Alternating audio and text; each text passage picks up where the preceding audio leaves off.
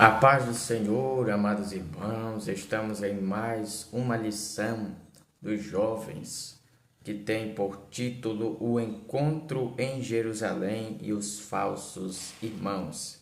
Esta é a lição 4 da revista dos jovens, Lições Bíblicas Jovens. E o texto principal nos fala lá em Gálatas, capítulo 2, verso 8, porque aquele que operou eficazmente em Pedro para o apostolado da circuncisão, esse operou também em mim com eficácia para com os gentios. No resumo da lição, o encontro dos apóstolos em Jerusalém não fez com que Paulo mudasse a sua pregação. E sem perca de tempo, nós iremos para o primeiro ponto, no primeiro tópico, que fala Paulo defendeu seu ministério. O primeiro ponto fala voltando a Jerusalém. E neste primeiro ponto, Paulo ele relata que passados 14 anos, ele subiu novamente a Jerusalém com Barnabé e levou também Tito. Há um debate entre os estudiosos sobre a que exatamente Paulo se refere com este período de 14 anos. Existem duas interpretações principais. E Kenner sugere que os 14 anos podem ser contados a partir da conversão de Paulo por volta de 31 depois de Cristo, até a viagem a Jerusalém, por volta de 48 depois de Cristo, época do Concílio de Jerusalém. Já Hendrickson, por outro lado, entende que os 14 anos seriam contados a partir da primeira ida de Paulo a Jerusalém, após a sua conversão, descrita em Gálatas capítulo 1, versículo 8. Assim, essa segunda visita teria ocorrido por volta de 47 e 48 depois de Cristo. Apesar das diferenças nas interpretações, o foco de Paulo não está na data exata, mas sim em mostrar que sua ida a Jerusalém teve um propósito claro: confirmar que sua pregação entre os gentios estava correta e mostrar sua transparência. Paulo ele não tinha nada a esconder. Paulo mostra que sua autoridade apostólica não dependia dos homens de Jerusalém, mas vinha diretamente de Cristo. Ainda assim, ele respeitosamente se apresentou aos líderes da igreja, Pedro e Tiago, mostrando união no Evangelho e combatendo os falsos irmãos. Já no segundo ponto, nós vamos falar sobre Barnabé e Paulo. Nesse ponto, o texto ele destaca que Barnabé acompanhou Paulo em sua viagem a Jerusalém, conforme Gálatas 2, verso 1. E esse detalhe é significativo, pois Barnabé ele teve um papel crucial no ministério de Paulo, especialmente no início. Mas quem era Barnabé? Ele era conhecido como filho da consolação, alguém com forte atuação na igreja e no apoio aos gentios. Ele foi o primeiro a acreditar no chamado de Paulo, mesmo quando a igreja de Jerusalém tinha receio de aceitá-lo por causa do seu passado como perseguidor, em Atos 9, 26. O papel de Barnabé no ministério de Paulo foi um verdadeiro incentivador. Quando Paulo ele se converteu, ele começou a pregar imediatamente, mas ele sofreu muitas perseguições. Por isso, ele foi enviado para Tarso. Anos depois, Barnabé foi buscá-lo para ajudar na igreja em Antioquia. A partir daí, os dois trabalharam juntos, em viagens missionárias e no ensino da palavra. E a importância dessa parceria, nós vemos que Barnabé foi um fundamental para a aceitação e inserção de Paulo no ministério ativo. Ele abriu portas, apoiou, reconheceu o chamado de Paulo, e o texto destaca que Barnabé soube identificar o potencial ministerial de Paulo, e por isso foi um instrumento usado por Deus para o crescimento do apóstolo Paulo. Barnabé representa o perfil de um discipulador incentivador, alguém que não busca destaque para si, mas que se alegra em ver outros florescerem no ministério.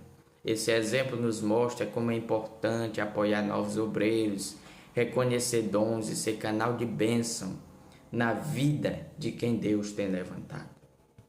Vamos prosseguir para o terceiro ponto, agindo por meio de uma revelação. Nesse ponto, o texto destaca que Paulo não foi a Jerusalém por vontade própria ou por pressão humana, mas sim porque ele recebeu uma revelação divina. Lá em Gálatas 2, versículo 2, e subi por uma revelação. Mas o que isso significa? Que Paulo foi guiado diretamente por Deus por meio de uma revelação.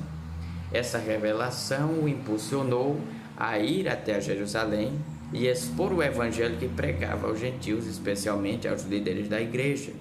O objetivo era garantir que seu trabalho não estivesse sendo em vão. Ou seja, quando ele estivesse em concordância com o evangelho verdadeiro, não contradições judaicas. E o contexto dessa lei, nós vemos que havia oposição dos judaizantes que queriam impor a lei judaica como a circuncisão aos cristãos gentios, e a ira de Paulo serviu para afirmar a liberdade cristã e mostrar que a salvação era para todos os povos, como já era o plano de Deus desde a eternidade. Com isso, nós podemos destacar que a direção de Deus é soberana. O ministério de Paulo entre os gentios não foi humano, foi celestial. E isso ficou evidente desde o início, porque ele agiu por obediência à revelação, não para buscar aceitação de homem algum.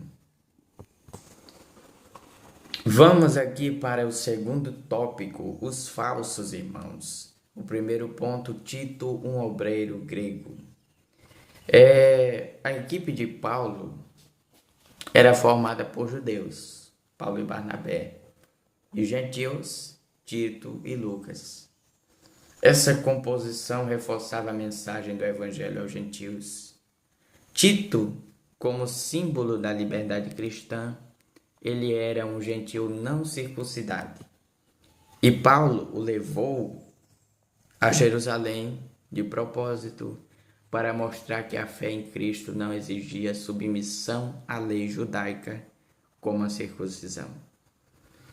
A presença de Tito despertou a intenção e a fúria dos judaizantes, pois ele representava a inclusão dos gentios sem a necessidade da circuncisão, algo que era radical para os judeus.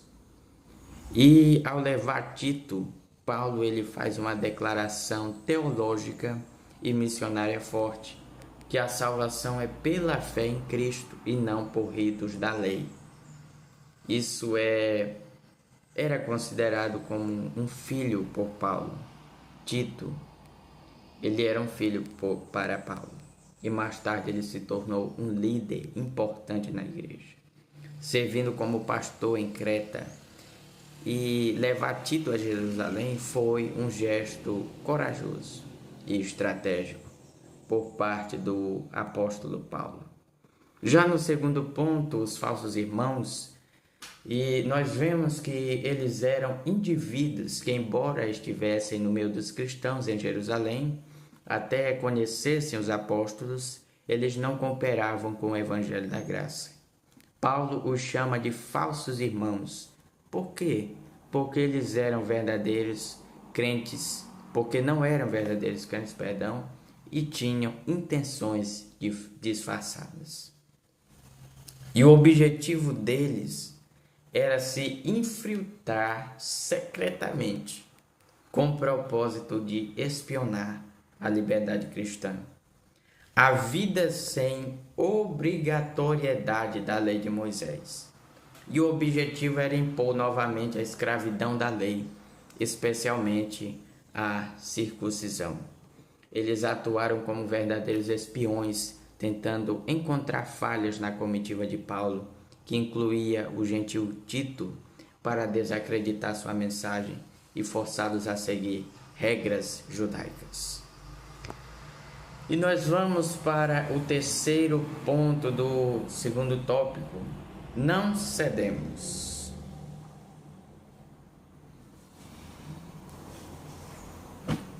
Paulo, ele permaneceu firme.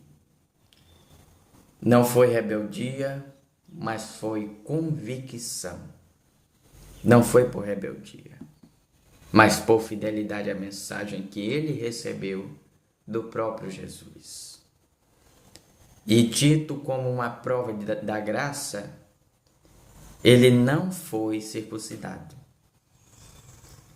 E ele serviu como uma prova viva de que a salvação não depende de rituais judaicos, mas somente da fé em Cristo Jesus. E Paulo, ele preservou a pureza do evangelho. Ele protegeu os gálatas da escravidão da lei e reforçou que não há diferença entre judeus e gentios em Cristo Jesus. Ainda hoje existem falsos irmãos, pessoas que impõem ensinos que não são respaldados pelas Escrituras, tentando levar os crentes de volta ao legalismo ou a um falso evangelho. Mas a lição é clara: devemos resistir firmemente e defender a liberdade em Cristo. Vamos para o terceiro tópico.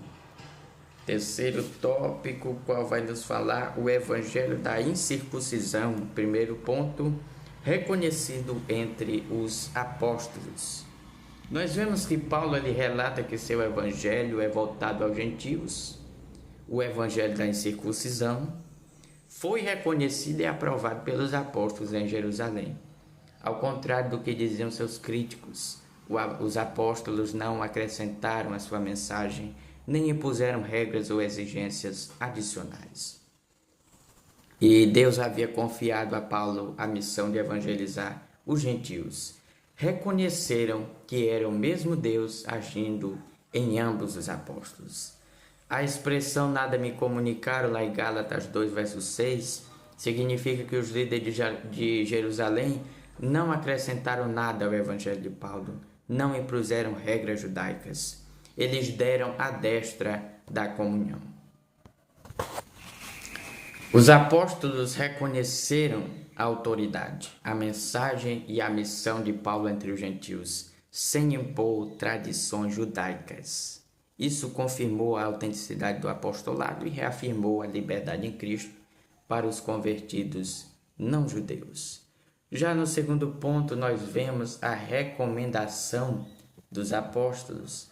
Os apóstolos, eles reconheceram o ministério de Paulo e o receberam em comunhão, reforçando a unidade da igreja, mesmo com públicos diferentes, é claro, mas a única recomendação foi lembrar-se dos pobres, algo que Paulo já fazia com diligência. Rapidamente, irmãos, no terceiro ponto, nós vemos dois públicos e uma mesma mensagem. Nós vemos que mesmo que haja diferentes públicos, judeus e gentios, a mensagem do evangelho foi única e é única ainda, continua sendo única. O que muda, irmãos, é a forma como ela é aplicada, sem imposição de tradições que não são essenciais à salvação. Amém, irmãos? Ficamos com esta mensagem, com este rápido resumo das lições bíblicas dos jovens. Que Deus os abençoe e até a nossa próxima lição.